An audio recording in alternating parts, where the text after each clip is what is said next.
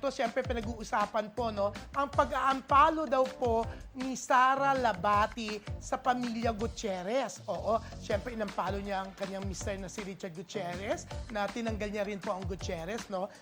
Inampalo niya ang sister-in-law niyang si Rupa Gutierrez, pati brother-in-law na si Raymond Gutierrez, at ang kanyang mother-in-law na si Annabel Rama. Yan.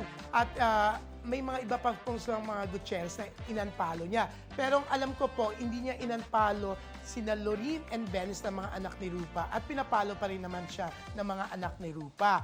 At syempre, nung nag-ampalo po si Sara sa kanila, sinabi ko kay Tita Annabel, ang dami nagre-react, ang dami mga nagtatanong, anong reaction. Sabi niya, bakit pinapalo ko pa ba siya? Sabi ko daw sa assistant ko, i-unfollow na siya.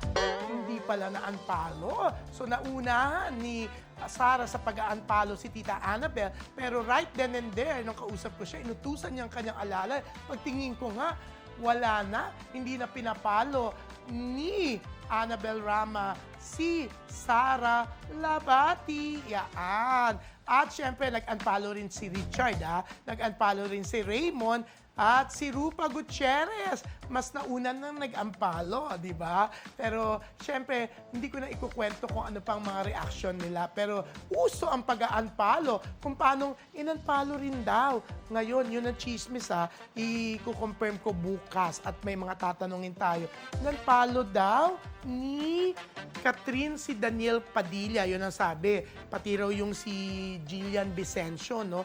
Although may denial si Jillian dun sa chismis sa kanila ni Daniel, di ba? Nag-explain na kaagad siya. Yun nga, inunfollow nga raw ni Catherine, yun ang ano, pero i-confirm natin bukas, pati mga iba pang malalapit kay Daniel, di ba?